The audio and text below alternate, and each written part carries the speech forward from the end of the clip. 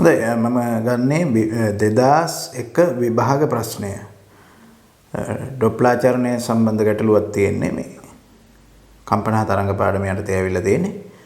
එතකොට මේ ප්‍රශ්නය ඡේද ප්‍රශ්නයක්. කරන්න තියෙන්නේ මේ ඡේදය ටිකක් දිග ඡේදයක් තියෙන්නේ. එතකොට මේ ඡේදය කියවලා ඡේදයේ තියෙන කරුණු ටික අවබෝධ කරගෙන ඒ ඇසුරෙන් තමයි මේ ප්‍රශ්න වලට උත්තර ලියන්න තියෙන්නේ. ඉතින් මේ වගේ ප්‍රශ්නයක් හැම විභාගයකම එනවා. විවිධ යුනිට් වලින් ඒක එන්න පුළුවන්. දැන් මේ අවුරුද්දේ මේ ඡේද ප්‍රශ්නය දීලා තියෙන්නේ ඩොප්ලාචරණය ඇසුරෙන්. ඒ කියන්නේ කම්පනා තරංග පාඩමට අදාළව එන ප්‍රශ්නය තමයි ඡේද ප්‍රශ්නයේ විදිහට මේ අවුරුද්දේ දීලා තියෙන්නේ. හොඳයි. අපි ඉස්සෙල්ලාම මේ ඡේදය කියවමු. ඡේදය කියවලා මේ ඡේදයේ තියෙන කරුණු හොඳින් අවබෝධ කරගෙන ප්‍රශ්නයට උත්තර ලියන්න උත්සාහ කරමු. හොඳයි. මෙහෙමයි තියෙන්නේ. පහත ඡේදයේ අතිධ්වනි තරංග වල සමහර ගුණ සහ වෛද්‍ය නිශ්චයේදී මෙඩිකල් ඩයග්නොසිස් කියලා දීලා තිනවා වරහන් ඇතුලේ භාවිතා වෙන ඩොප්ලර් තාක්ෂණික ක්‍රමය ඩොප්ලර් ටෙක්නික් පිළිබඳ විස්තරයක් ලබා දෙයි. ඡේදයේ සැලකිල්ලෙන් කියවා අසා ඇති ප්‍රශ්න වලට පිළිතුරු සපයන්න. මේ අතිධ්වනි තරංග අල්ට්‍රා සවුන්ඩ් වේව්ස් කියලා වරහන් ඇතුලේ දීලා දෙනවා. මේ අතිධ්වනි තරංගවල සමහර ගුණ දීලා තියෙනවා. ඒ වගේම ඒ වෛද්‍ය නිශ්චයේදී මේ ඩොප්ලර් තාක්ෂණික ක්‍රමය පිළිබඳව භාවිතා කරන ඩොප්ලර් තාක්ෂණික ක්‍රමය පිළිබඳව විස්තරයක් මේ ඡේදයේ දීලා තියෙනවා කියන එක තමයි මේ කියලා තියෙන්නේ. එතකොට ඡේදයේ සැලකිල්ලෙන් කියවා ප්‍රශ්න වලට උත්තර ලියන්නයි තියෙන්නේ. මෙහෙම චලනය වෙන වස්තුන්ගේ තොරතුරු ලබා ගැනීම සඳහා ඩොප්ලර් ක්‍රමය මූලික වශයෙන් භාවිතා වේ. මොකද අපි දන්නවා මේ ඩොප්ලාචරණය සංසිද්ධියේදී වෙන්නේ චලනය වෙන ප්‍රභවයක් නිසා හෝ චලනය වෙන වස්තුවක් නිසා නැත්නම් චලනය වෙන නිරීක්ෂකයෙක් නිසා හෝ දෙකම චලනය වීම නිසා දෘශ්‍ය සංඛ්‍යාතයේ වෙනස්වීමක් සිදුවන එකනේ. එතකොට නිරීක්ෂකයා හෝ ප්‍රභවය හෝ වස්තුව හැටියට සැලකපුවාම මේ ඒ නිරීක්ෂකයාගේ හෝ ප්‍රභවයේ හෝ චලිතය අපිට මේ ඩොප්ලර් ක්‍රමයෙන් අධ්‍යයනය කරන්න පුළුවන්. මොකද ඩොප්ලර් ඒ චලිතය නිසා ඩොප්ලාචරණය සිදුවෙන හින්දා චලිතය නිසා ඩොප්ලාචරණය සිද්ධ වෙනවා. ඒ වගේම ඒ ඩොප්ලාචරණය නිසා සංඛ්‍යාතයේ වෙනස් වීම මේ චලිතයේ ප්‍රවේග සහ ඒ චලනය වෙන වස්තු එකිනෙකා ආසන්න වෙනවද එකිනෙකා දෙසට චලනය වෙනවද එකිනෙකාගෙන් ඉවතට චලනය වෙනවද කියන කාරණා මත රඳාපවතින හින්දා ඒ වස්තුවක චලිතය පිළිබඳව චලනය වෙන වස්තුන්ගේ තොරතුරු ලබා ගැනීම සඳහා අපිට මේ ඩොප්ලර් ක්‍රමය භාවිතා කරන්න පුළුවන්.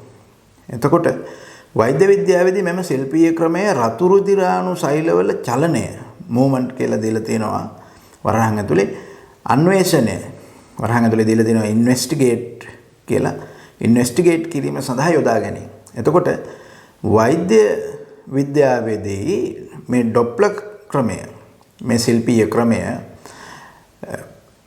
ඔය රුධිර නාලවල තියෙන රතු රුධිරාණු සෛලවල චලනය අන්වේෂණය කිරීම සඳහා භාවිතා කරනවා කියලා තමයි දීලා තියෙන්නේ. අර්ථ දැක්වීමට අනුව අතිධ්වනි යනු මිනිස් ශ්‍රව්‍ය පරාසය audible range කියලා වරහන් ඇතුලේ දීලා තියෙනවා. ශ්‍රව්‍ය පරාසයේ ඉක්මවා යන ඒක ශ්‍රව්‍ය පරාසය අපිට දීලා තියෙන්නේ අර්ථ මිනිසාගේ ශ්‍රව්‍ය පරාසය කිලෝ 20 හර්ට්ස් සිට 20 කිලෝ හර්ට්ස් දක්වා සංඛ්‍යාත පරාසයක් කියලා කියන්නේ අර්ථ දැක්වීමට අනුව. අර්ථ දැක්වීමට අනුව තමයි මේ සංඛ්‍යාත පරාසය. මොකද ප්‍රායෝගිකව ගත්තහම ওই සංඛ්‍යාත පරාසය හැම කෙනෙකුටම ශ්‍රවණය වෙන්නේ නැහැ. සමහර කෙනෙකුට වැඩි පරාසයක් තුල ශ්‍රවණය වෙන්න පුළුවන්. නමුත් ඔය ප්‍රායෝගික தত্ত্বය ඒක නෙමෙයි. ඒ නිසා තමයි මෙතන අර්ථ දැක්වීමට අනුව කියලා දීලා තියෙන්නේ. අර්ථ දැක්වීමට අනුව තමයි මේ සංඛ්‍යාත පරාසය ශ්‍රව්‍ය පරාසය හැටියට ගන්නෙ. එතකොට මෙන්න මේ පරාසය ඉක්මවා යන ඒ කියන්නේ සංඛ්‍යාතයේ කිලෝහර්ට්ස් 20ට වඩා වැඩි වූ ධ්වනියයි අතිධ්වනිය කියලා කියන්නේ මේ කිලෝහර්ට්ස් 20ට වඩා සංඛ්‍යාතයේ වැඩි ධ්වනි තරංග වලට වෛද්‍ය වෙදුම්වලදී භාවිතා වන සංඛ්‍යාත පරාසය සාමාන්‍යයෙන් 1 MHz සිට 15 MHz අතර පිහිටයි. වෛද්‍ය වෙදුම්වලදී මේ අතිධ්වනි තරංග භාවිතා කරන වෛද්‍ය යෙදුම් තියෙනවා. මේ එකක් තමයි මේ අපි මේ සාකච්ඡා කරන මේ ඩොප්ලර් තාක්ෂණික ක්‍රමය. තවත් යෙදුම් තියෙනවා මේ වෛද්‍ය විද්‍යාවේදී භාවිතා කරන අතිධ්වනි තරංග භාවිතා කරන. ඉතින් ඒ භාවිතාවන් වලදී අතිධ්වනි තරංගවල සංඛ්‍යාත පරාසයේ විදිහට භාවිතා කරන්නේ 1 MHz සිට 15 MHz අතර. 1 MHz වල ඉඳලා 15 MHz දක්වා සංඛ්‍යාත පරාසය තුල තියෙන අතිධ්වනි තරංග මේ වෛද්‍ය විද්‍යාත්මක යෙදුම් වලදී භාවිතා කරනවා කියන එක තමයි කියන්නේ. වෛද්‍ය කටයුතු වලදී අතිධ්වනි තරංග භාවිතයෙන් විශේෂ වාසි කිහිපයක් ඇත. දැන් අපි දන්නවා වෛද්‍ය කටයුතු වලදී ඔය වෛද්‍ය නිශ්චය කටයුතු වලදී වෛද්‍ය විනිශ්චයේදී ඒ කියන්නේ මෙඩිකල් ඩයග්නොසිස් වලදී භාවිතා කරනවා විවිධ සමහර විට සරලවම බාහිර පරීක්ෂණ වලට නම් ආලෝකය පාවිච්චි කරන්න පුළුවන්. බාහිරින් පරීක්ෂා කරනවා නම් ඔය කට ඇරලා කට ඇතුළ බලන්න, කන ඇතුලේ බලන්න, එළියේ ඉඳලා ඒ වගේ වෙලාවට සාමාන්‍ය ආලෝකය භාවිතා කරනවා. ඒ වගේම සාමාන්‍ය ආලෝකය ශරීරයේ අභ්‍යන්තරය තුල තියෙන සමහර දේවල් නිරීක්ෂණය කිරීමටත් පාවිච්චි කරනවා. ඔය ප්‍රකාශ තන්තු භාවිතා කරලා ශරීර අභ්‍යන්තරයට ආලෝකය ගෙනihin ශරීර අභ්‍යන්තරයේ යම් යම් දේවල් නිරීක්ෂණය කරන්න ආලෝකය භාවිතා කරනවා. එතකොට ඒ ආලෝකය ගෙනියන්නේ ප්‍රකාශ තන්තු ඔස්සේ. ඒ අදාළ උපකරණ කැමරා ශරීරයේ අභ්‍යන්තරයට ඇතුල් කරන්න ඕන. ශරීරයට යවන්න ඕන. එහෙම කරලා සාමාන්‍ය ආලෝකයක් භාවිතා කරන එවැනි දේ නිරීක්ෂණ කටයුතු සඳහා. ඒ වගේම තවත් අපිට මේ විදිහට නිරීක්ෂණය කරන්න බැරි සමහර දේවල් වලට පාවිච්චි කරනවා X කිරණ. X කිරණ භාවිතා කරනවා. ඒ වගේම දැන් භාවිතා කරන මේ අනිත් තරංග විශේෂය තමයි මේ අතිධ්වනි තරංග කියලා කියන්නේ. ඉතින් මේ වගේ මේ ආලෝකය X කිරණ වගේ දේවල් අතරේ මේ වෛද්‍ය නිශ්චය කටයුතු සඳහා අතිධ්වනි තරංග භාවිතා කිරීමේ විශේෂ වාසි කීපයක් තියෙනවා කියන එක තමයි මේ ඡේදයේ කියන්නේ. එකක් තමයි භාවිතා කරන අඩු තීව්‍රතා. භාවිතා කරන අඩු තීව්‍රතා කදම්බ මගින් කිසියම් හානියක් හෝ අහිතකර අතුරු ආබාධ මිනිසුන්ට ඇතිවන බව සොයාගෙන නොමැත. එන සාමාන්‍ය මේක දීලා තියෙනවා 0.1 වර්ග මීටරයට වොට් වලට වඩා 0.1 වර්ග මීටරයට වොට් වලටත් වඩා කුඩා තීව්‍රතා කදම්බ තමයි භාවිතා කරන්නේ.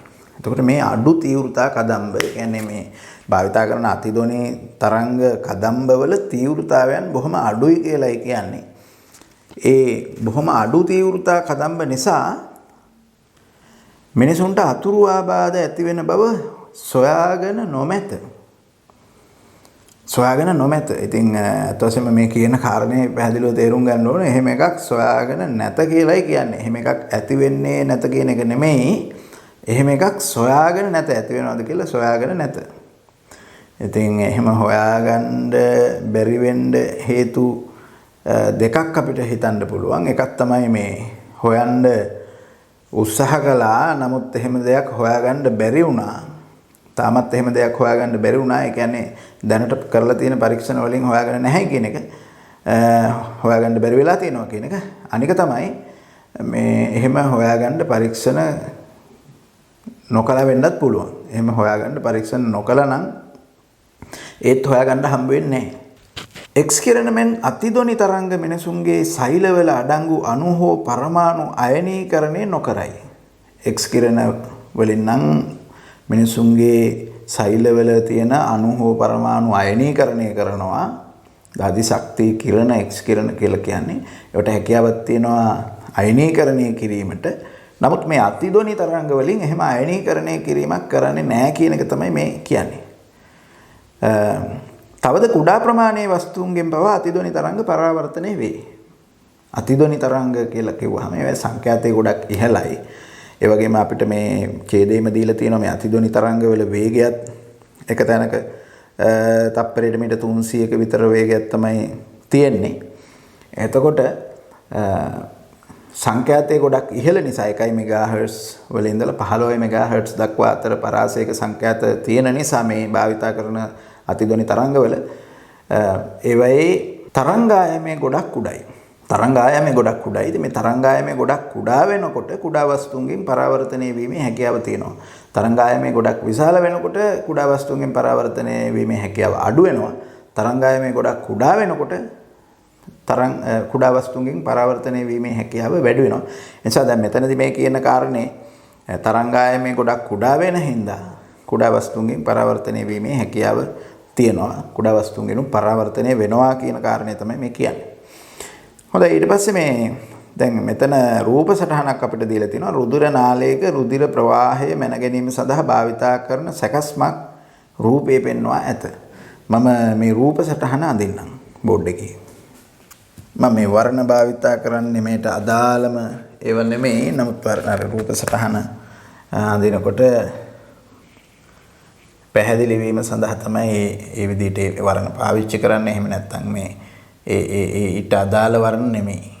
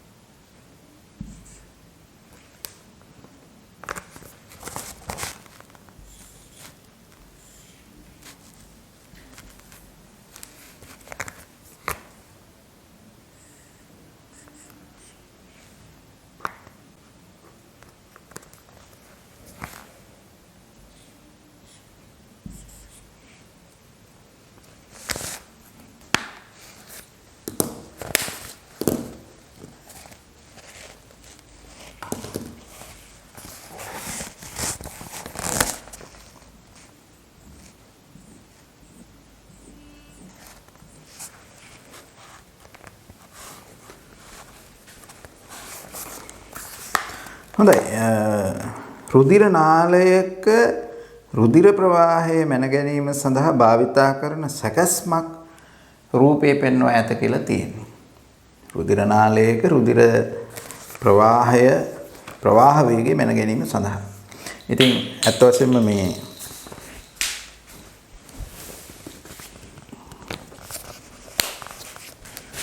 මෙන්න මේ විදිහට මේ දක්වලා තියෙන්නේ මෙතන රුධිර නාලය. එතකොට ඒ රුධිර නාලය තුලින් මෙහෙම මේ අතට රුධිරය ගලාගෙන යනවා. මේ විදිහට රුධිර සෛලයක්, රතු රුධිරාණු සෛලයක් මේ දක්වලා තියෙන්නේ. එතකොට මේ සම සහපේශී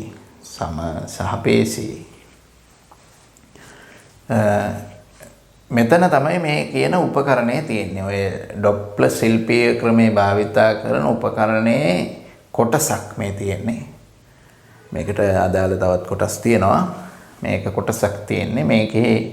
මේක මගේ මෙතනින් තරංග අතිධ්වනි තරංග නිකුත් කිරීමේ හැකියාව සහ අපහු අතිධ්වනි තරංග අනාවරණය කර ගැනීමේ හැකියාව මේ කොටසට තියෙනවා.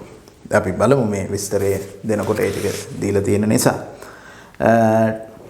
මේ ඉංග්‍රීසි අකුරු දාලා තිනවා. ඉංග්‍රීසි අකුරු වලින් දාලා තියෙන ඒවා විස්තර කරලා මෙහෙම ප්‍රශ්නේ දීලා තියෙනවා. T කියන්නේ අතිධ්වනි තරංග සම්ප්‍රේෂණය transmitting හා අනාවරණය detecting කරනු ලබන උපක්‍රමය device. මේක මේ උපක්‍රමය නැත්නම් device එක මොකටද? අතිධ්වනි තරංග සම්ප්‍රේෂණය කිරීම සඳහා නිකුත් කිරීම සඳහා සහ ඒ වගේම අනාවරණය කර ගැනීම සඳහා භාවිතා කරන උපක්‍රමය. මේකෙන් අතිධ්වනි තරංග නිකුත් කරනවා. ඒ වගේම ඒකෙන්ම අතිධ්වනි තරංග අනාවරණය කර ගැනීමේ හැකියාවකුත් තියෙනවා. G වලින් දක්වලා තියෙන්නේ ඈඳුම් ජෙලි ද්‍රව්‍ය. ජෙලි එකක්. ඒකට කියනවා ඈඳුම් ජෙලි කියලා. මේක වරහන් ඇතුලෙන් දීලා තියෙනවා කපලින් ජෙල් කියලා. කපලින් ජෙල්. එමෙ ජෙල් එකක් මේ තියෙන්නේ. S වලින් දක්වලා තියෙන මෙතන මේ සම එතකොට B වලින් මෙතන පෙන්නලා තියෙන්නේ මේ තියෙන්නේ රුධිර නාලය. මේ සම මේ රුධිර නාලය.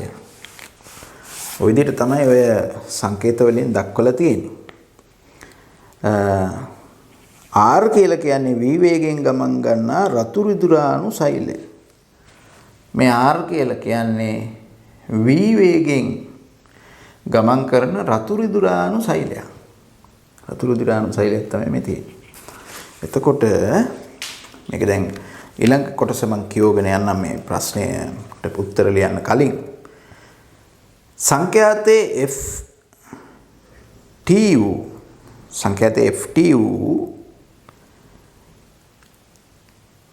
FT වන අතිධ්වනි තරංග T මගින් සම්ප්‍රේෂණය කරනු ලබන අතර රුධිර සෛලයෙන් පරාවර්තනය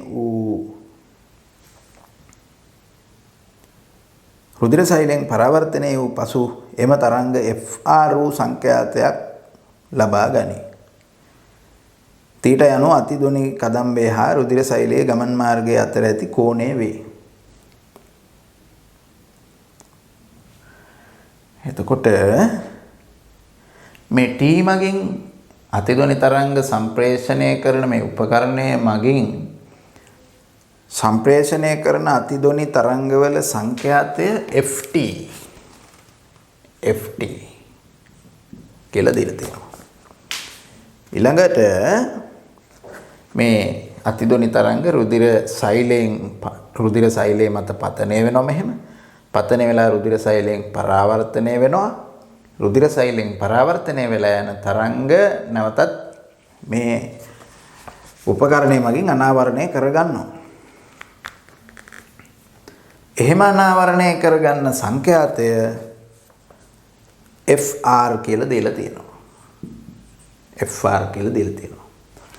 ඒ වගේම තීට කියලා දක්වලා තියෙන්නේ මෙන්න මේ තරංග සම්ප්‍රේෂණය වෙන දිශාව සහ රුධිර සෛලයේ ගමන් දිශාව අතර කෝණය.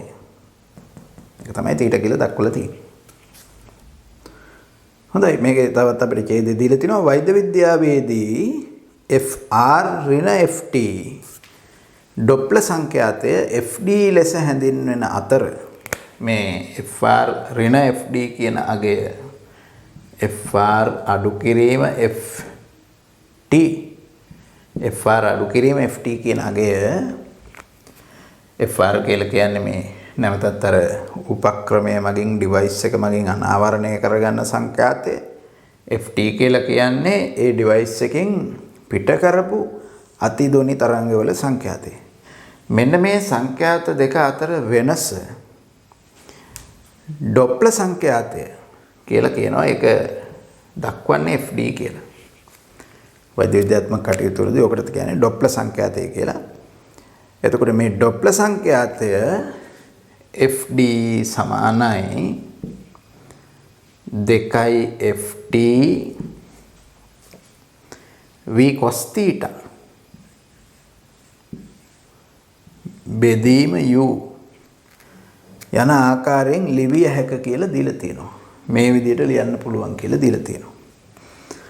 මෙහි U යනු මොදු පටක තුල අතිදොනි තරංග වේගයයි.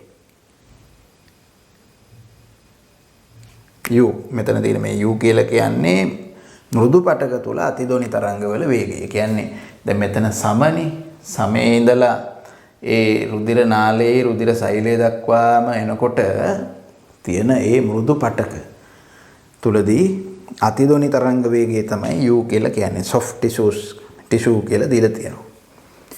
මිනිස් මෘදු පටක සඳහා U බොහෝ විට නියත වන අතර එහි යගේ තප්පරයට මීටර් 1500ක් වේ. අතිදොනි තරංග මිනිස් මෘදු පටක තුලින් ගමන් කරන වේගය තප්පරයට මීටර් 1500ක් විතර වෙනවා කියලා කියන්නේ. මෘදු පටක තුලින් 1500ක වේගයක් තියෙනවා. වාතයේදී වේගය තප්පරයට මීටර් 300යි. අතිදොනි තරංග වාතයේ ගමන් කරන්නේ තප්පරයට මීටර් 300ක විතර වේගයකින්. 300ක විතර වේගයකින්. පමණ වන අතර වාතයේ හා මෘදු පටකවල ඝනත්වද සෑහෙන තරමින් වෙනස් වේ. ඉතින් වාතයේදී මෙච්චර අඩු වේගයක් තියෙන්නේ මෘදු පටක තුලදී 1500ක විතර වේගයක් තියෙනවා. ඒ වගේම වාතය සහ මෘදු පටක ගත්තාම මේ කොටසේ මේ දක්වලා තියෙන මෘදු පටක මෙතන මේ සමෙන් පිටත තියෙන වාතය. එතකොට වාතයේ සහ මෘදු පටකවල ඝනත්වය ගත්තොත් එහෙම සෑහෙන වෙනස්කමක් තියෙනවා. මෘදු පටකවල වැඩි ඝනත්වයක් තියෙනවා. වාතයේ තියෙන්නේ සාපේක්ෂව ඉතා කුඩා ඝනත්වයක්. ඒ හින්දා තමයි මේ ඝනත්ව සෑහෙන තරමින් වෙනස් කියලා කියන්නේ. එම නිසා වාත සම අතුරු මුහුණත මගින් පතිත වන අතිදොනි ශක්තියෙන් 99ක් පමණ පරාවර්තනය වේ. මෙම පරීක්ෂණය කරනු ලබන විට මෙය ඉවත් කළ යුතුය. සාමාන්‍යයෙන් අතිදොනි තරංග වාතය සහ මෘදු පටක කියන අතුරු මුහුණතට පතනය වුණොත් ඒක 99ක් විතර පරාවර්තනය වෙනවා කියලා කියන්නේ. ඒ කියන්නේ 99ක් පරාවර්තනය වෙනවා කියලා කියන්නේ 101යි මෘදු පටක තුලට ඇතුල් වෙන්නේ. ඉතින් එහෙම 101ක් විතරක් ඇතුල් වුණොත් එහෙම මේ පරීක්ෂණය සාර්ථක වෙන්නේ නැහැ. මොකද 101කින් කියන්නේ කුඩා ප්‍රමාණයක්. ඒ 101ක ප්‍රමාණයකින් මේ අනාවරණය කරගන්න බෑ. ඒ නිසා ඒ පතනය වෙන සමමත පතනය වෙන අතිදොනි තරංග වලින් වැඩි ප්‍රමාණයක් මෘදු පටක තුලට වර්ධනය වෙන්න සලස්වන්න ඕන. මෘදු පටක තුලට ගමන් කරන්න සලස්වන්න ඕන. මේ පරාවර්තනය කියන එක හැකියපමණ අඩු කරන්න ඕන. ඒකයි කියලා තියෙන්නේ පරීක්ෂණය කරන ලබන විට මේ ඉවත් කළ යුතුයි කියලා. අතිදොනි ශක්තියෙන් 99ක් පරාවර්තනය වුණත් මේ පරීක්ෂණයේදී එහෙම පරාවර්තනය වෙන එක අඩු කරන්න ඕන කියන එකයි කියන්නේ. ඉතින් අපිට හිතන්න පුළුවන් මේ ඈඳුම් ජෙලි ද්‍රව්‍ය පාවිච්චි කරලා තියෙන එකට කියලා. බලමු අපි ඒකේ ප්‍රශ්නෙට උත්තර ලියාගෙන යනකොට අපි අහුවුනහම උත්තර ලියමු ඒකට. හොඳයි දැන් මම ගන්නම් පළවෙනි ප්‍රශ්නය. මේ අත් වශයෙන්ම මේකේ තියෙන මේ ප්‍රශ්න බොහොමයක් මේ ඡේදය මම හෙමින් සීරුවේ කියුවේ එකයි. මේ ඡේදය හොඳින් කියවගත්තට පස්සේ මේ අහන ප්‍රශ්න බොහෝමයකට උත්තර මේ ඡේදය ඇතුළේම තියෙනවා. ඉතින් පළවෙනි ප්‍රශ්නේ අහන්නේ මිනිසාගේ සෞඛ්‍ය පරාසය කුමක්ද කියලා. මිනිසාගේ සෞඛ්‍ය පරාසය කුමක්ද කියන එක තමයි පළවෙනි ප්‍රශ්නේ. ඉතින් අත් වශයෙන්ම මේකේ දීලා තියෙනවනේ මේ අර්ථ දැක්වීමට අනුව සෞඛ්‍ය පරාසය 20 Hz සිට 20 kHz දක්වා. ඔක සාමාන්‍යයෙන් ළමයි අර මතක තියාගෙන ඉන්නේ 20 Hz සිට 20000 Hz දක්වා කියලා. ඒ 20000 Hz කියන එක තමයි ඔය 20 kHz කියලා දීලා තියෙන්නේ. ඔන්න ඔය පරාසය තමයි සාමාන්‍ය සෞඛ්‍ය පරාසය. වෛද්‍ය විනිශ්චය කටයුතු වලදී අතිදොනි තරංග භාවිතයේ ප්‍රධාන වාසි දෙකක් සඳහන් කරන්න. ඉතින් මේ වාසි කීපයම වාසි තුනක් විතර මට මතකේ තියෙනවා මෙතන මේ දක්වලා තිබුණා. එකක් තමයි මේ භාවිතා කරන අඩු තීව්‍රතා කදම්බ මගින් කිසියම් හානියක් හෝ අහිතකර අතුරු ආබාධ මිනිසුන්ට ඇතිවන බව සොයාගෙන නැත කියන එක. එහෙම අහිතකර අතුරු ආබාධ ඇති වෙන බවක් හොයාගෙන නැහැ කියන කාරණේ. ඒ වගේම මේ අතිදොනි තරංග මගින් ඔය එක්ස් කිරණ වලදී වගේ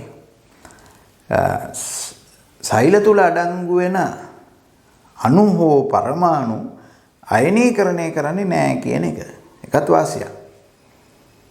කුඩා ප්‍රමාණයේ වස්තුන්ගෙන් පවා අතිධ්වනි තරංග පරාවර්තනය වෙනවා කියලා කියපු කාරණේ. ඔන්නේ කාරණා තුන දීලා තියෙනවා. එකක් තමයි පළවෙනි එක භාවිතා කරන අඩු තීව්‍රතා කදම්බ මගින් ශරීරයට හානියක් හෝ අතුරු ප්‍රතිඵලයක් ඇති වෙන්නේ නැහැ කියන එක. අත වශයෙන්ම නැහැ නෙමෙයි ඇති වෙන බව සොයාගෙන නැත කියලායි කියන්නේ. ඒකට ඒක නැහැ කියලා හිතාගෙන කරනවා. ඊළඟට මේ අතිධ්වනි තරංග මගින් සෛලවල තියෙන අණු පරමාණු අයනීකරණය කිරීමක් සිද්ධ වෙන්නේ නැහැ. දෙවෙනි එක. ඉතින් අපිට දෙකයි අහන්නේ. නමුත් මේකේ තුනක් තියෙනවා. තුන්වෙනි කාරණේ කුඩා වස්තුන්ගෙන් පවා මේ අතිධ්වනි තරංග පරාවර්තනය වෙනවා කියන එක. අත වශයෙන්ම ඒක වාසියක්. මොකද කුඩා වස්තුන්ගෙන් පරාවර්තනය වෙන්නේ නැත්නම් මේ පරීක්ෂණය කරන්න බෑ. මොකද මේ ශරීරය තුළට නිකුත් කරන අතිධ්වනි තරංග පරාවර්තනය කරගන්නේ ඔය රුධිර සෛල වලින්නේ. අර කුඩා වස්තුන්ගෙන් පරාවර්තනය වෙන හින්දා තමයි රුධිර සෛල වලින් ඒ තරංග පරාවර්තනය වෙන්නේ. ඒ නිසා ඒකත් වාසියක්. හොඳයි. එතකොට මම මේ ලිව්වේ දෙවෙනි ප්‍රශ්නෙට උත්තර.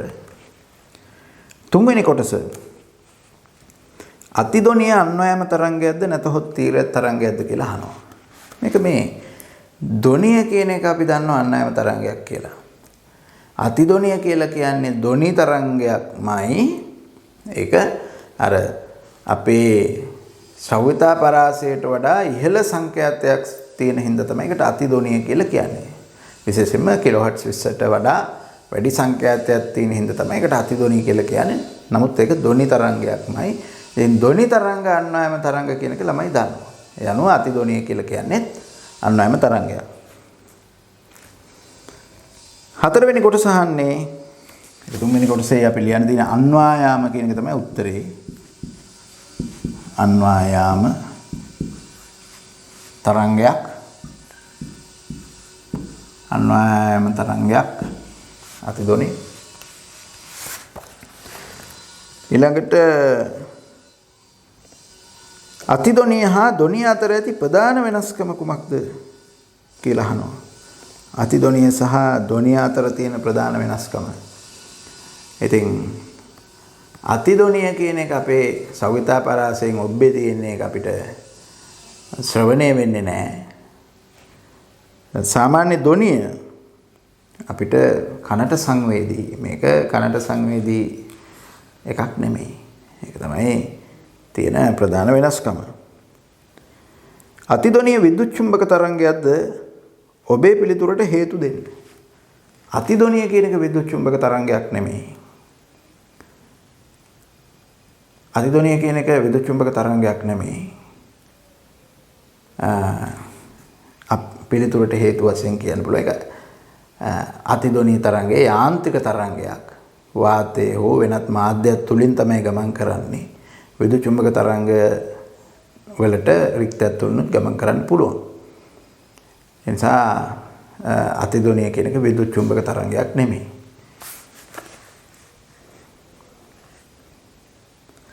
ඒ වගේම දැන් අතිධ්වනිය විද්‍යුත් චුම්බක තරංග වලට තියෙන විශාල ප්‍රවේගයක්. රික්තය තුලදී 3 ගුණ කිරීම 10 8 ms ශ්‍රේණියක තරංග ප්‍රවේගයක් තියෙන. ඉතින් වාතය තුල ඊට ආසන්න ප්‍රවේගයක් තියෙනවා. නමුත් මේ තරංග ගත්තාම මේ අතිධ්වනි තරංග වලට තියෙන්නේ වාතය තුලදී තප්පරයට මෙන්න 300ක විතර ප්‍රවේගයක්. ඒ අනුව අපිට හිතන්න පුළුවන් අතිධ්වනිය කියන එක විද්‍යුත් චුම්බක තරංගයක් නෙමෙයි කියලා. 6 වෙනි කොටස 6A මිනිස් මෘදු පටක තුල සංඛ්‍යාතයේ 15 මෙගාහර්ට්ස් වන අතිධ්වනි තරංග ආයාමයේ ගණනය කරන්න. ඒක නම් අපිට මේ සමීකරණයට ආදේශ කරලා හොයන්න තියෙන එකක්. 15 මෙගාහර්ට්ස් වන තරංගවල තරංග ආයාමය. එතකොට v = f ලැම්ඩා වලට ආදේශ කළොත් අපිට මේ තරංග ආයාමය අහන්නේ මිනිස් මෘදු පටක තුලදී. එතකොට v කියන්නේ තරංගවල ප්‍රවේගය. අපි ප්‍රවේගයට ආදේශ කරනකොට මිනිස් මෘදු පටක තුලදී ප්‍රවේගය තමයි ආදේශ කරන්න ඕන. 1500යි මුදු පටක තුලදී එතකොට සංඛ්‍යාතයේ 15යි මෙගාහර්ට්ස් 10 6න් ගුණ කරන්න ඕන හර්ට්ස් කරන්න. විදිහට ලැබෙනවා. ඉතින් අපි මේක බෙදුවොත් 15ට 15 වේවා 1යි 1515න් බෙදුවාම 100යි. එතකොට ලැම්ඩා සමානයි අපිට එන්නේ මේ 100 කියන්නේ 10 2 බලය බෙදීම 10 6 බලය. මේකෙන් එනවා අපිට 10 ඍණ 4යි කියලා. තරංගායාමයේ 10 ඍණ 4යි මීටර කියලා ලැබෙනවා. කුඩා වස්තුන්ගෙන්ද අතිධ්වනි තරංග පරාවර්තනය වන්නේ ඇයිදයි දැක්වීමට හේතුවක් දෙන්න. ඒ අතිධ්වනි තරංගවල තරංගායාමයේ ඉතා කුඩා වීම තමයි ඒකට හේතුව. කුඩා වීම. අතිධ්වනි තරංගවල තරංගායාමයේ කුඩායි. ඒ නිසා තමයි කුඩා වස්තුන්ගෙන් ඒක පරාවර්තනය වෙන්නේ.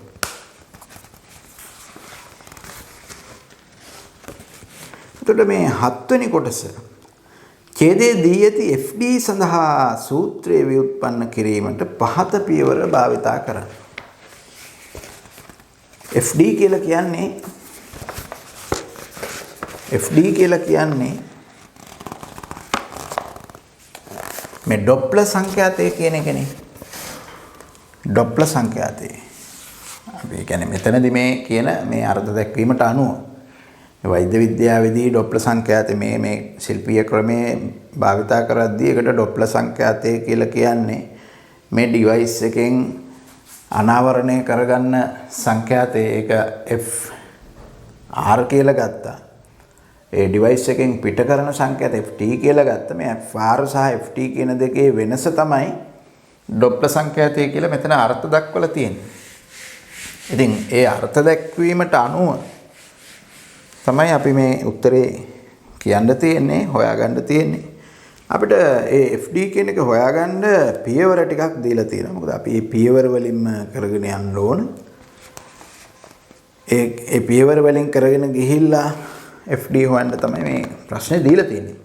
එතකොට මේ 7 වෙනි කොටසේ ප්‍රශ්නේ 7 වෙනි කොටසේ ABCD කියලා කොටස් 4ක් තියෙනවා අනු කොටස්. ඒ අනු කොටස් 4 සම්පූර්ණ කරනකොට අපිට ඔය FD සඳහා ප්‍රකාශනය ලබා ගන්න පුළුවන් වෙනවා. FD සඳහා ප්‍රකාශනය මේකද FD සඳහා සූත්‍රය. ඒ කොටසේ තියෙන T උපක්‍රමයේ දිශාවට ඇති R රතු රුධිරාණු සෛලයේ ප්‍රවේග සංරචකයේ කුමක්ද? මේ R කියලා කියන්නේ රතු රුධිරාණු සෛලයක්. ඒ රතු රුධිරාණු සෛලයේ ප්‍රවේගය තියෙන්නේ මේ රුධිර නාලයේ දිගේමයි. එතකොට මේ තියෙන්නේ මේ තරංග පතනය වෙන සහ පරාවර්තනය වෙලා ගමන් කරන දිශා. මෙන්න මේ රේඛාව. එතකොට ඒ රේඛාව ඔස්සේ තියෙන සංරචකය තමයි මේ උපක්‍රමයේ දෙසට තියෙන ප්‍රවේග සංරචකය. මම V විභේදනය කරන්නම් එම දෙසට. එතකොට එන්නේ මෙතන කෝණය θ නිසා V cos θ. V cos θ. V cos θ. එතකොට මේකේ B කොටස උපක්‍රමයේ ස්ථාවර ප්‍රභවයක් හා රතු රුධිරාණු සෛලය චලනය වන නිරීක්ෂකයෙකු ලෙස සලකා සෛලය විසින් අනාවරණය කරනු ලබන සංඛ්‍යාත F' සඳහා ප්‍රකාශනයක් F T V U සහ θ ඇසුරින් ලියා දක්වන්න. දැන් මේ උපක්‍රමය කියන එක මේකෙන් තමයි මේ ධ්වනි තරංග නිකුත් කරන්නේ. ඒක ස්ථාවර ප්‍රභවයක් විදියට සලකලා මේ චලනය වෙන රතු රුධිරාණු සෛලය නිරීක්ෂකයෙක් විදියට සලකලා මේ රතු රුධිරාණු සෛලය විසින් අනාවරණය කරන සංඛ්‍යාත. ඒ කියන්නේ මේ රුධිර සෛලය මත පතනය වෙන තරංගවල සංඛ්‍යාතය සඳහා ප්‍රකාශනයක්. ඒ සංඛ්‍යාත F' කියලා මෙතන දක්වලා තියෙන්නේ. රුධිර සෛල මත පතනය වෙන තරංගවල සංඛ්‍යාත F' සඳහා ප්‍රකාශනයක් ලබා ගන්න කියලා කියන්නේ. එතකොට මේ නිරීක්ෂකයා චලනය වෙනවා, ප්‍රභවය නිශ්චලව තියෙනවා කියලා අපිට මෙතනදී සලකන්න පුළුවන්. එහෙම සලකලා අපි ලියන්නේ මෙන්න මේ සූත්‍රය. F' සමානයි නිරීක්ෂකයා චලනය වෙන නිසා වේදන VO බෙදීම V වාරයක් F0 කියන සූත්‍රය. මේකෙන් තමයි අපිට මේ පිළිතුර අපි ගන්නේ. ඉතින් f dash කියන එක මම එහෙමම තියාගන්න. මොකද මෙතනත් f dash කියලාමයි දීලා තියෙන්නේ. නමුත් v කියලා කියන්නේ ධ්වනි තරංගවල ප්‍රවේගය. මෙතනදී ධ්වනි තරංගවල ප්‍රවේගය අපි ගන්නේ u කියලා. මොකද මේ අතිධ්වනි තරංග ඒවා මේ මෘදු පටක තුලින් ගමන් කරන්නේ. ඒ නිසා ඒක දීලා තියෙනවා අපිට u කියලා. v වෙනුවට මම u ආදේශ කරනවා. v not කියලා කියන්නේ මේ නිරීක්ෂකයාගේ ප්‍රභවයේ දෙසට තියෙන ප්‍රවේගය. අපි ඒක තමයි මෙතන v cos θ කියලා අරගත්තේ. v cos θ බෙදීම ආපහු මෙතන v කියලා කියන්නේ ධ්වනි ප්‍රවේගය. ඒකට මම u කියලා දානවා. f not කියන්නේ ප්‍රභවයේ මගින් නිකුත් කරන සංඛ්‍යාතය. ඉතින් මෙතන ප්‍රභවය කියලා කියන්නේ මේ ඩිවයිස් එක නිශ්චලයි. ඒක නිකුත් කරන සංඛ්‍යාතය අපිට දීලා තියෙනවා ft කියලා. මෙන්න එතකොට රුධිර සෛලය මගින් අනාවරණය කරන සංඛ්‍යාතය. ඊළඟට C කොටස. දැන් සෛලය සංඛ්‍යාත f dash වූ සංඥා නිකුත් කරන චලනය වන ප්‍රභවයක් ලෙස ගන්න. දැන් බලන්නකෝ සිද්ධ වෙන දේ. මේ සෛලය මත මේ විදියට අතිධ්වනි තරංග පතනය වුණාම ඒව සෛලය මගින් ආපහු පරාවර්තනයත් කරනවා. එතකොට චලනය වෙන රුධිර සෛලය මත තරංග පතනය වෙනවා. ඒ පතනය වෙන තරංග රුධිර සෛලය මගින් පරාවර්තනය කරනවා. එතකොට රුධිර සෛල මගින් මේ තරංග පරාවර්තනය කරමින් තමයි ගමන් කරන්නේ. ඒ නිසා ඒ පරාවර්තන තරංග සඳහා රුධිර සෛලය ප්‍රභවයේ හැටියට සලකන්න පුළුවන්. එතකොට ඒක චලනය වෙන ප්‍රභවයක්. ඒකෙත් ප්‍රවේගය තියෙන්නේ මේ රුධිර නාලයේ ඔස්සේ. මේ අතර තමයි චලනය වෙන ප්‍රභවයේ ප්‍රවේගය තියෙන්නේ. නමුත් ඒකේ ප්‍රවේග සංරචකයක් උපක්‍රමයේ දෙසට තියෙනවා. ඒක තමයි අපි හොයාගත්ත v cos θ. දැන් අපි අනිත් පැත්තට සලකනවා. උපක්‍රමයේ දැන් ක්‍රියාත්මක වෙනවා අනාවරකයේ විදියට. රුධිර සෛලෙන් පරාවර්තනය වෙලා එන තරංග සඳහා මේ උපක්‍රමයේ අනාවරකයේ හැටියට ක්‍රියා කරනවා. රුධිර සෛලය ප්‍රභවයේ හැටියට ක්‍රියා කරනවා. එතකොට රුධිර සෛලය කියන්නේ චලනය වෙන ප්‍රභවයක්. උපක්‍රමය කියන්නේ දැන් නිශ්චල අනාවරකයක් නැත්නම් නිශ්චල නිරීක්ෂකයෙක්. එතකොට නිශ්චල නිරීක්ෂකයෙකු දෙසට ප්‍රභවයක් ගමන් කරන අවස්ථාවක් විදියට සලකලා අපිට දැන් මේ උපක්‍රමයේ මගින් අනාවරණය කරන සංඛ්‍යාතය සඳහා ප්‍රකාශනය ලබා ගන්න පුළුවන්. f dash ඇසුරෙන් f dash v u සහ θ ඇසුරෙන් ලබා ගන්න පුළුවන් fr සඳහා ප්‍රකාශනය. එතෙන්දී ප්‍රභවයේ චලනය වෙනවා නිරීක්ෂකයා නිශ්චලයි කියලායි සලකන්නේ.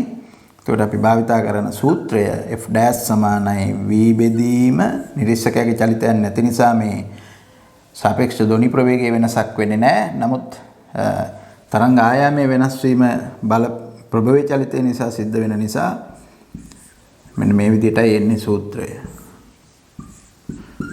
ඉතින් මම මේකට ආදේශ කරන්නම් මෙතන මේ f dash කියන එක මම ගන්නවා මේ උපක්‍රමයේ මගින් අනාවරණය කරන සංඛ්‍යාතය නිසා ඒක fr කියලා දීලා තියෙන නිසා fr කියලා.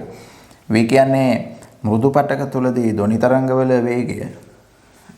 එතකොට ඒක අපිට දීලා තියෙනවා u කියලා. u බෙදීම u ඍණ vs කියලා ගන්න තියෙන්නේ රතු රුධිර සෛල වල අනාවර්කයේ දෙසට තියෙන ප්‍රවේග සංරචකයක v cos θ. ඔය විදිහට දැන් f not කියලා ගන්නේ මෙතන මේ f dash කියන එක. මෙන්න මෙතන හොයාගත්ත එක. මොකද පරාවර්තනය කරන තරංගවල සංඛ්‍යාතය තමයි ඔය f dash කියලා අපි හොයාගෙන තියෙන්නේ. එහෙනම් ඒකට අපි ආදේශ කරමු f dash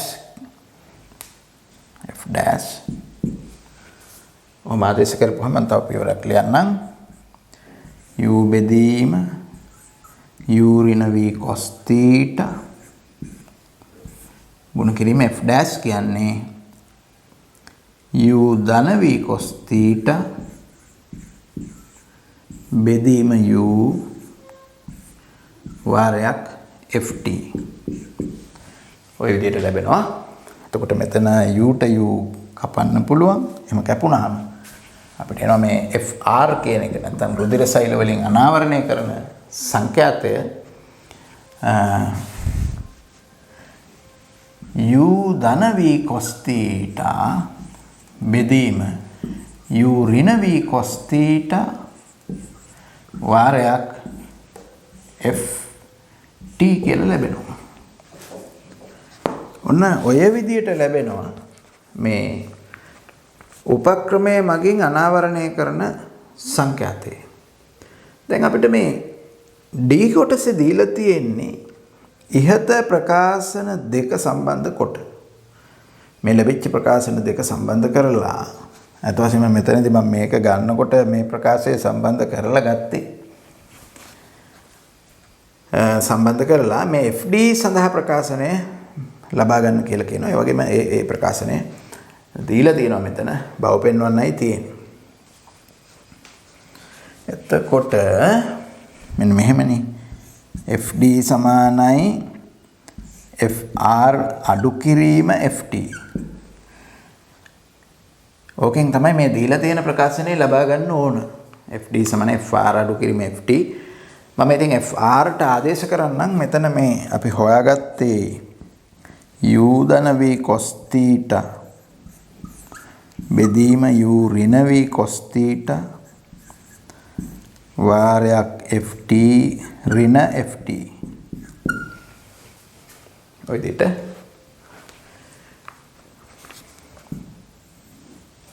ඉතින් මෙතන මේ පොදු හරය ගන්න පුළුවන් u ඍණ v cos θ. මෙතන හරය එකයිනේ. එතකොට u ඍණ v cos θ එකෙන් බෙදුවාම u ඍණ v cos θ තමයි ඒක ගුණ කරන්න ඕනේ ft වලින්. එතකොට මේ පැත්තේ එන්නේ u ධන v cos θ වාරයක් ft අඩු කිරීම මෙතන එන්නේ ft වාරයක් u ඍණ v cos θ.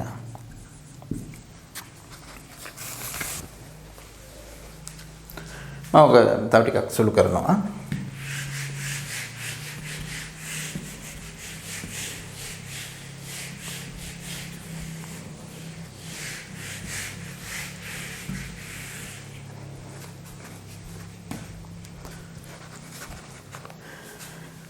FD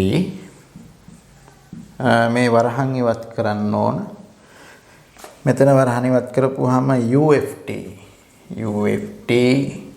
ධන v cos θ ft ඊට පස්සේ මෙතන වරහන් ඉවත් කරනකොට ඍණ UFT වෙනවා. මෙතන ඍණ තියෙන නිසා. ඊට පස්සේ මෙතන ඍණයි මෙතන ඍණයි ධන වෙනවා. එතකොට එන්නේ ධන v cos θ ft බෙදීම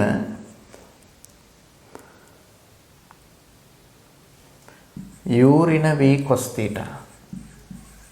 ඔය දෙයට මේකෙන් UFT අඩු කිරීම UFT කැපිලා ගියාම අපිට එන්නේ v cos θ ft වාරයක් v cos θ ft ධන v cos θ ft. මේ දෙක එකතු කරපුවාම 2 v cos θ ft. ඉතින් මේ දීලා තියෙන උත්තරේ හැටියටම ලිව්වොත් එහෙම අපිට එන්නේ FD 2 v cos θ ft කියන එකෙන් 2 ft කියන එක මම ගන්නම් මේ විදිහට අරගෙන ඉතුරු පදේ v cos θ බෙදීම u ඍණ v cos θ කියලා ලියන්න පුළුවන්. මම මේ උත්තරේ තියෙන විදිහටම සකස් කරා. උත්තරේ මේ උත්තරේ කියන්නේ පොතේ දීලා තියෙන ප්‍රශ්න පත්‍රයේ දීලා තියෙන්නේ මෙන්න මේ ප්‍රකාශනය ලබා ගන්න කියලා. ඉතින් ලබා ගන්න තියෙන ප්‍රකාශනයේම ලැබෙන විදිහට මේක සකස් කළා. කොහොමයි එන්නේ? තාමත් අපිට මේකේ දීලා තියෙනවා v කියන එක u ට වඩා ඉතා කුඩායි කියලා. මෙහෙම කාරණයක් දීලා තියෙනවා. v කියන එක u ට ඉතා කුඩා බව දීලා තියෙනවා. මේ නිසා u ඍණ v cos θ ආසන්න වශයෙන් u ට සමානයි කියලා එක දීලා තියෙනවා. ඔය සම්බන්ධය දීලා තියෙනවා. ඉතින් මේක අපි ගානක් හදනකොට පාවිච්චි කරන්න පුළුවන්. 8 වෙනි කොටස මම 8 වෙනි කොටස කරද්දී මේක භාවිතා කරන්නම්. f එක සමානයි 15 මෙගා ft කියන එක 15 මෙගාහර්ට්ස් සඳහා fd කියන එක 8 කිලෝහර්ට්ස් වන බව සොයා ගන්නා ලදී.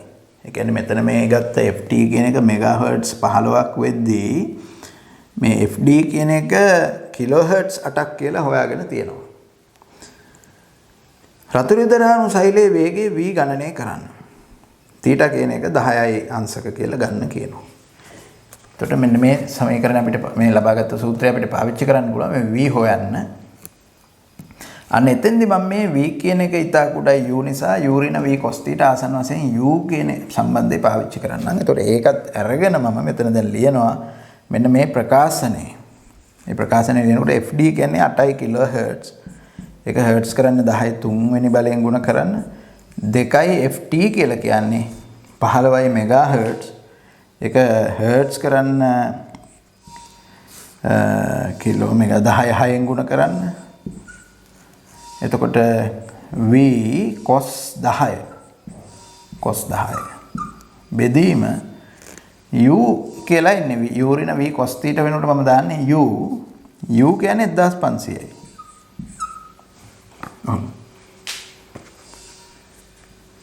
එතකොට මෙතන 15ට 15 එකයි 1515න් බෙදුවහම 100යි. 2ට 2 එකයි 8 2න් බෙදුවම 4යි. 10යි 6 වෙනි බලයේ 100න් බෙදන්න පුළුවන් අපිට 10යි 4යි. එතකොට මෙතන එන්නේ 4 ගුණ කිරීම 10 3 වෙනි බලය.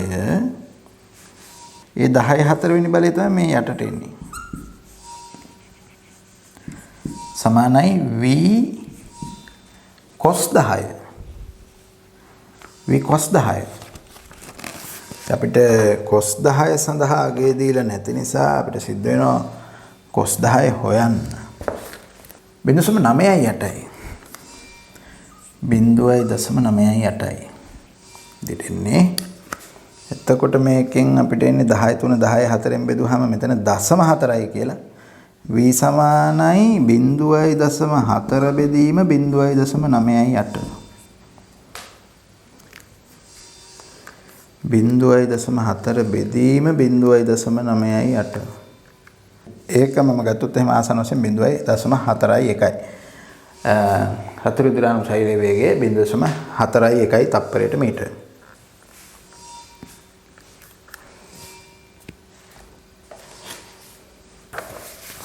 හොඳයි ඊළඟ ප්‍රශ්නය.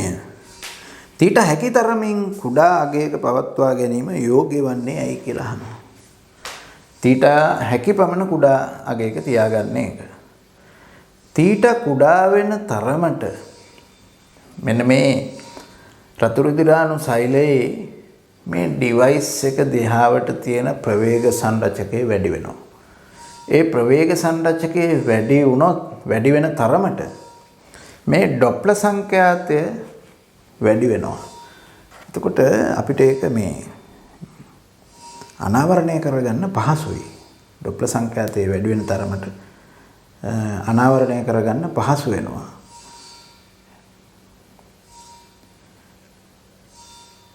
එතකොට θ කුඩා වෙන තරමට අපිට මේ සෛල වල වේගය අනාවරණය කරගන්න පහසු වෙනවා. ඒකින්ද θ හැකි පමණ කුඩා විය යුතුයි.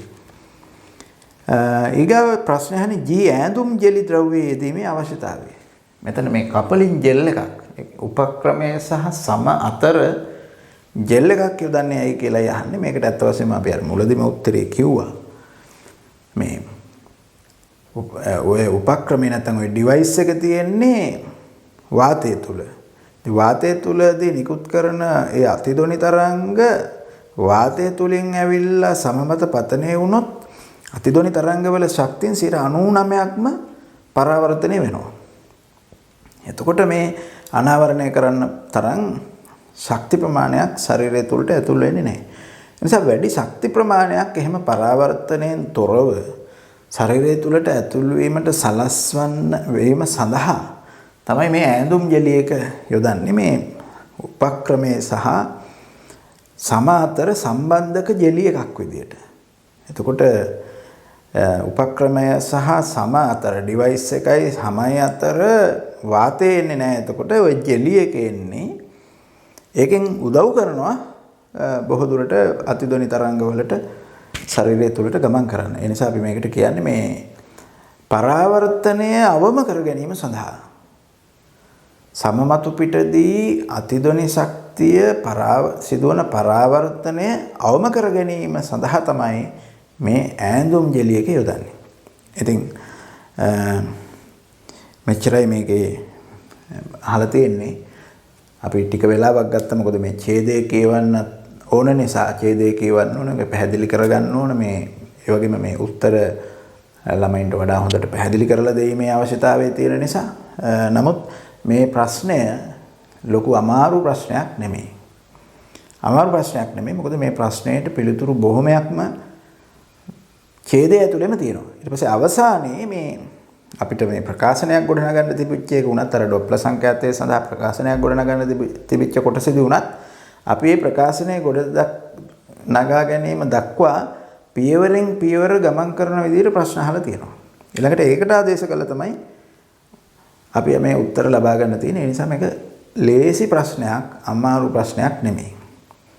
ඉතින් මේ ප්‍රශ්න ළමයි කරලා විභාගයට යන එක හොඳයි. එතකොට හොඳ අවබෝධයක් ලබා ගන්න පුළුවන්. විශේෂයෙන්ම විභාග ප්‍රශ්න ළමයි කළ යුතුමයි. විභාග ප්‍රශ්න කියලා කියන්නේ අපිට එන පසුගිය විභාග ප්‍රශ්න කියලා කියන්නේ අපිට එන විභාගෙට එන ඉදිරියේ එන විභාගවලට එන ප්‍රශ්නවල සංචිතයක් අපි ගාව තියෙන හොඳ සංචිතයක්. මේකෙන් විශාල යෙදීම් ප්‍රමාණයක් නැවත නැවතත් එනවා. ඒ නිසා මේ විභාග ප්‍රශ්න පත්‍ර කියලා කියන්නේ පසුගිය විභාග ප්‍රශ්න පත්‍ර කියලා කියන්නේ හොඳ සංචිතයක්. කිසිම කරදරයක් නැතුව භෞතික විද්‍යාවට B එකක් දක්වා යන්න පුළුවන්. පසුගිය විභාග ප්‍රශ්න ටික හොඳ අවබෝධයෙන් කළොත් ඒත් වශයෙන්ම B එකේ නවතින්නේ නැහැ. එතකොට A එකට යනවා. මොකද පසුගිය විභාග ප්‍රශ්න පත්‍ර ටික අවබෝධයෙන් කරන ළමයෙකුට ඊළඟට තව ප්‍රශ්න පත්‍රයක් කරගන්නවා කියන එක අමාරු ප්‍රශ්නයක්. අමාරු වෙන්නේ නැහැ. ඒ නිසා එතකොට එයා මොඩල් පේපර්ස් කරයි. පසුගිය විභාග ප්‍රශ්න පත්‍ර ටික හොඳට කරගත්ත කෙනෙක් මොඩල් පේපර්ස් අනිවාර්යෙන් හොඳට කරන්න පුළුවන්. එහෙම කරා කියලා කියන්නේ B එකේ නවතින්නේ නැහැ. ඒකට අනිවාර්යයෙන්ම යනවා. ඒ නිසා ඒකක් බලාපොරොත්තු වෙන ළමෙක් ඉන්නවා නම් අනිවාර්යයෙන්ම මේ පසුගිය විභාග ප්‍රශ්න පත්‍ර හොඳට කරගන්න ඕන. මේ හොඳින් කරගන්න ඕන. නිකන් මේ කරන්නම් වාලේ භාගයට කරලා දාන එක නෙමෙයි. මොකක් හරි උත්තරයක් ලියලා මම කළා එක කියලා කරලා ඉවර කරගන්න එක නෙමෙයි. ඒ හොඳ අවබෝධයෙන් කරගන්න ඕනේ. ඒකේ තියෙන විෂය දැනුම ටික උකහා ගන්න ඕනේ. මොකද ප්‍රශ්නයකට උත්තර ලියද්දිත් අපිට දැනුමක් ලැබෙනවා. ප්‍රශ්නය කියන්නේත් නැවත ඉගෙන ගන්න තියෙන දෙයක්. ඉගෙන ගන්න විෂය කර්ම එතන තියෙනවා. ප්‍රශ්නය තුලිනුත් ඉගෙන ගන්න පුළුවන්. ඒ ප්‍රශ්නය තුලින් ඉගෙන ගන්න ටික ඉගෙන ගත්තොත් සෑහෙන දැනුමක් එකතු වෙනවා. ඒක ගන්න ඕන. ඒක නොගෙන ඒ ප්‍රශ්නේ කළාට තේරුමක් වෙන්නේ නැහැ. ප්‍රශ්නේ කරා කියන්නේ ඒ තුලින් ලබා ගන්න දැනුම, ලබා ගන්න ගැනීමට හැකියාව තියෙන දැනුම අපි ලබා ගත යුතුයි. ඒ දැනුම ලැබෙන විදිහට තමයි ප්‍රශ්නේ කරන්න ඕන. නිකන් කළා කළාට වැඩක් නැහැ. එහෙම කරලා වැඩක් නැහැ. එහෙම කළොත් නිකන් කළාට වැඩක් නැති වෙයි. සමහරට ළමයින්ට කියන්න පුළුවන් වෙයි. එතකොට පස්සේ මම විභාග ප්‍රශ්න ටික නම් කළා නමුත් වැඩක් උනේ නැහැ කියලා. ඒ නිසා වැඩක් වෙන විදියට කරන්න ඕන. වැඩක් වෙන විදියට කළොත් නම් වැඩක් නොවි තියෙන්නේ නැහැ. අනිවාර්යයෙන්ම වැඩක් වෙනවාමයි.